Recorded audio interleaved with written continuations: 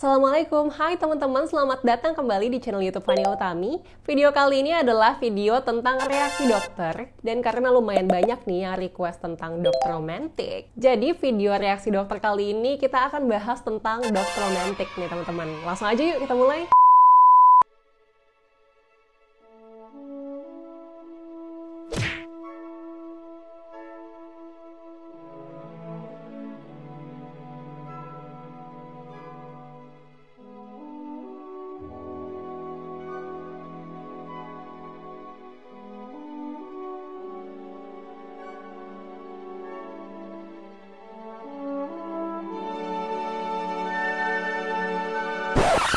Pertanyaannya, apa yang akan kalian lakukan kalau lihat kasus kayak gini?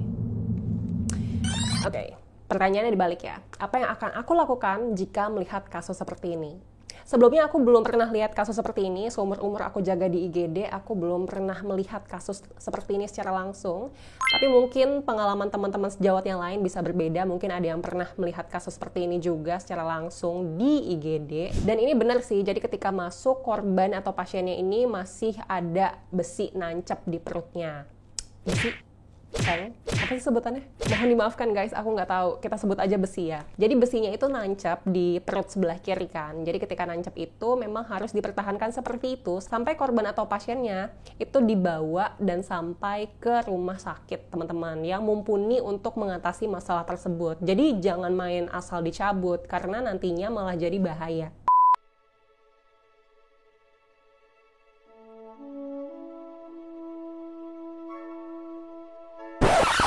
Oke, jadi scene ini adalah tentang trauma abdomen, teman-teman, atau trauma perut. Abdomen itu adalah bahasa medis daripada perut ya. Nah, di sini memang ketika ada kasus trauma abdomen, apalagi penampakannya seperti ini nih, ada besi nancap dari ujung depan ke ujung belakang, benar-benar nancap dan tembus, itu harus segera dikonsul ke dokter bedah. Karena ini adalah kondisi yang benar-benar mengancam nyawa. Nah, kebetulan di sini dokter bedah yang sedang jaga itu lagi operasi nih teman-teman. Jadi dia harus nelpon ke dokter bedahnya. 1m쯤 되는 철근이 복부를 뚫고 나와 있습니다. 한쪽 끝에는 제거하지 못한 콘크리트 덩이가 매달려 있는 상태고요. 신중해, 새끼야! 좌측 아래쪽 등에서 윗방향으로 비스듬하게 좌측 윗배 쪽으로 나와 있습니다. 다행히 119 복부는 정상이고요. 레이트 130입니다. 외부로 메시버 블리딩은 없는 상태입니다. Oke, jadi ada beberapa hal yang perlu dilaporkan dalam kasus seperti ini. Memang tadi sudah dilaporkan usia daripada korbannya berapa, terus juga sudah dilaporkan apa yang terjadi pada korban, sudah dilaporkan juga tanda vitalnya, tapi yang dilaporkan itu tanda vitalnya hanya tekanan darah dan juga denyut nadi. Sedangkan pada kasus trauma abdomen ada juga nih yang penting, seperti misalnya GCS, yaitu Glasgow Coma Scale, dan di sini nggak disebut, jadi agak miss sedikit ya, karena GCS itu penting banget untuk dilaporkan karena nanti akan menentukan selanjutnya harus dilakukan apa nih pada pasien.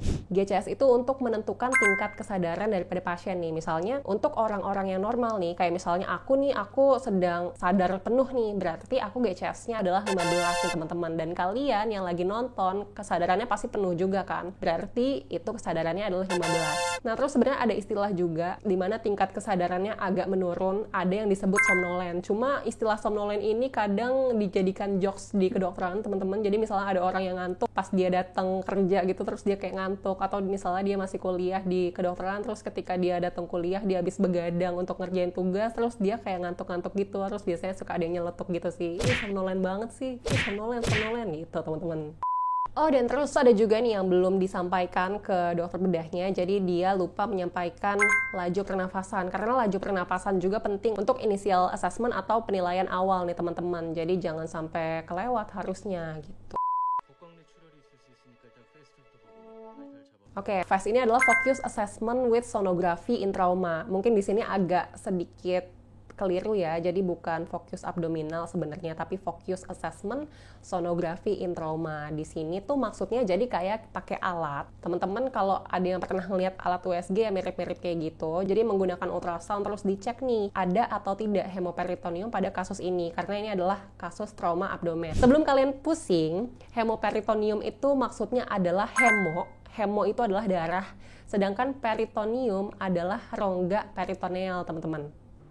Jadi rongga peritoneal itu bahasa sederhananya mungkin kalian bisa sebut rongga perut. Tapi sebenarnya agak kurang tepat nih kalau disebut dengan rongga perut, karena rongga perut itu sebenarnya ada beberapa. Ada rongga peritoneum, ada rongga retroperitoneum, ada juga rongga pelvis. Tapi supaya kalian gak pusing, dan ini juga gak akan keluar di ujian juga, jadi kalian bisa sebut itu sebagai rongga perut aja supaya gak pusing. Tapi sebenarnya kalau kalian mau jadi lebih keren lagi nih, kalian bisa sebut juga rongga peritoneum. 예, 알겠습니다.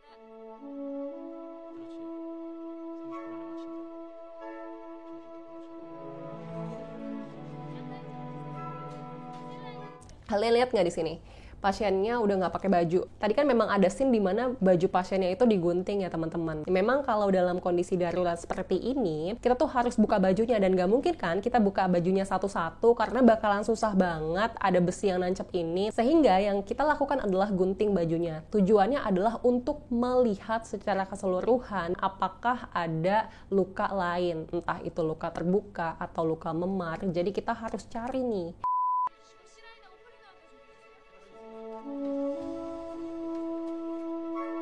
Nah, di sini yang sedang dilakukan adalah pemeriksaan pupil, teman-teman. Jadi kita mau lihat ukuran diameter daripada pupil pasiennya berapa, terus ada reaksi cahaya nggak dari pupilnya. Jadi itu bisa kita lihat. Salah satunya bisa untuk melihat apakah persarafannya fungsinya masih normal atau tidak. Nah, teknik seperti ini juga bisa digunakan untuk melihat ketika ada orang nih, kok kayaknya meninggal. Itu bisa dilihat menggunakan salah satunya refleks cahaya ini juga. Terus dilihat diameternya juga. Kalau diameternya sudah melebar secara maksimal atau midriasis maksimal, artinya pasiennya sudah meninggal.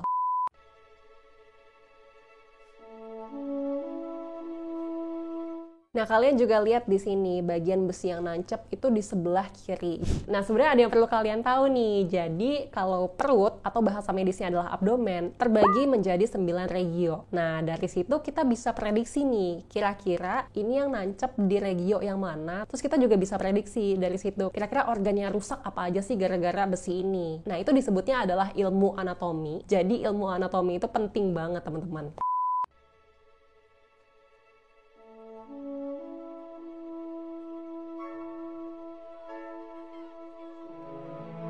Nah, ini alat fastnya.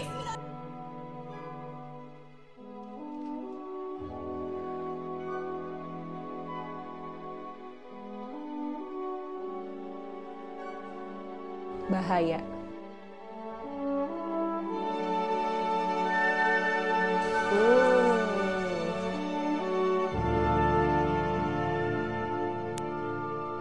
Nah, menarik nih monitor. Aku mau kalian juga bisa baca monitor nih. Jadi di atas itu yang 94 adalah denyut jantung, teman-teman. Denyut jantung normalnya kalau pada dewasa muda itu adalah 60 sampai 100 kali per menit. Jadi sebenarnya kalau kita lihat 94 itu masih normal kan, tapi kita harus lihat lagi nih. 94 kan ini cuma 1 detik ini doang karena aku stop kan. Nanti kalau misalnya aku lanjutin itu pasti bakalan berubah nih denyut jantungnya. Nah, untuk yang 98 itu adalah angka SpO2 atau saturasi oksigen. Jadi itu untuk melihat kadar oksigen di dalam tubuh kita berapa. Normalnya adalah di atas 95. Kalau 98 artinya masih dalam batas normal. Lalu di sini kita lihat juga 23. Angka 23 itu adalah angka laju pernapasan daripada pasien. Kalau untuk dewasa muda normalnya adalah 12 sampai 20, teman-teman. Kalau 23 artinya sudah sedikit meningkat. Dan di sini yang merah tuh yang 87/54 ini adalah tekanan darah, dan tekanan darah di sini sudah turun ya. Bagian atas kurang dari 120 dan bagian bawah itu kurang dari 80. Artinya turun nih teman-teman untuk tekanan darahnya. Cuma sebenarnya kalau dalam situasi normal, bukan situasi trauma ya, ada juga orang-orang yang memang tekanan darahnya rendah, teman-teman. Disebutnya adalah memang orang hipotensi. Tapi karena ini adalah konteksnya sedang trauma, ini kemungkinan besar terjadi karena memang sedang terjadi perdarahan, teman-teman. Jadi memang harus dibedakan.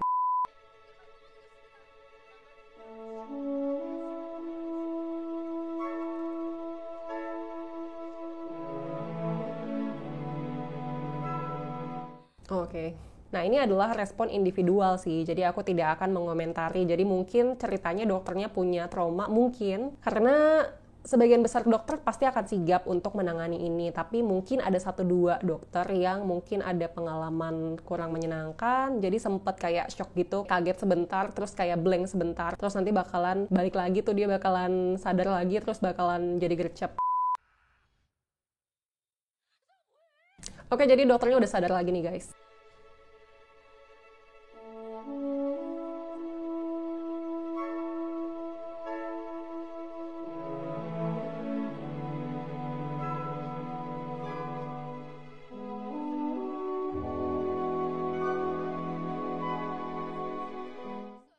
Nah, ini kalian udah lihat kan, tadi kan denyut jantungnya masih di bawah 100. Nah, sekarang denyut jantungnya udah di atas 100, yaitu 103. Dan untuk tekanan darahnya semakin turun 80/50.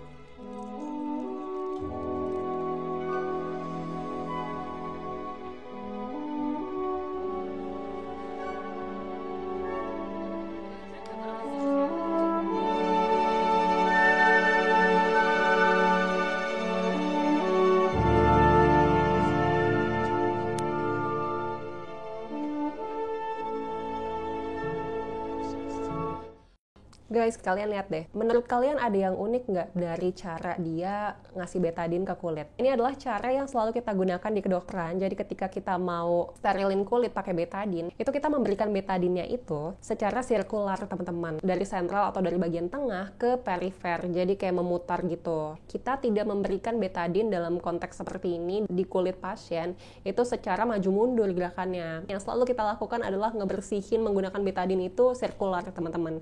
Dari tengah, dari sentral ke pinggir atau ke perifer. Nah, ini tepat.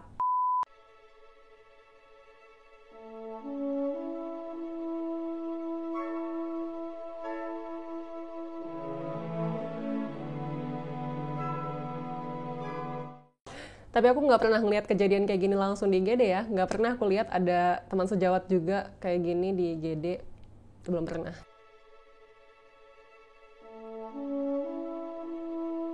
Ini banyak yang nonton ya, by the way.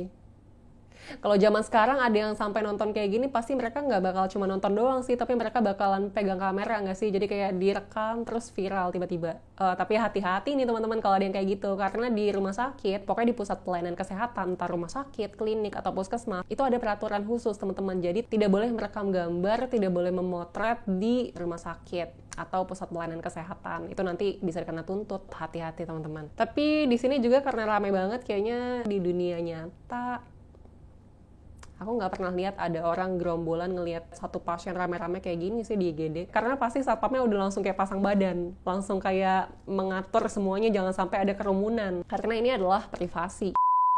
Oke teman-teman, itu dia video reaksi dokter kali ini. Semoga kalian suka ya. Kalau misalnya kalian mau nonton video reaksi dokter lainnya, jangan lupa subscribe channel ini. Kalau kalian punya masukan terkait drama Korea, atau drama barat, atau film, apapun yang mau dibahas di video reaksi dokter ini, jangan lupa tulis di kolom komentar. Terima kasih sudah menonton. Sampai jumpa di video selanjutnya. Bye!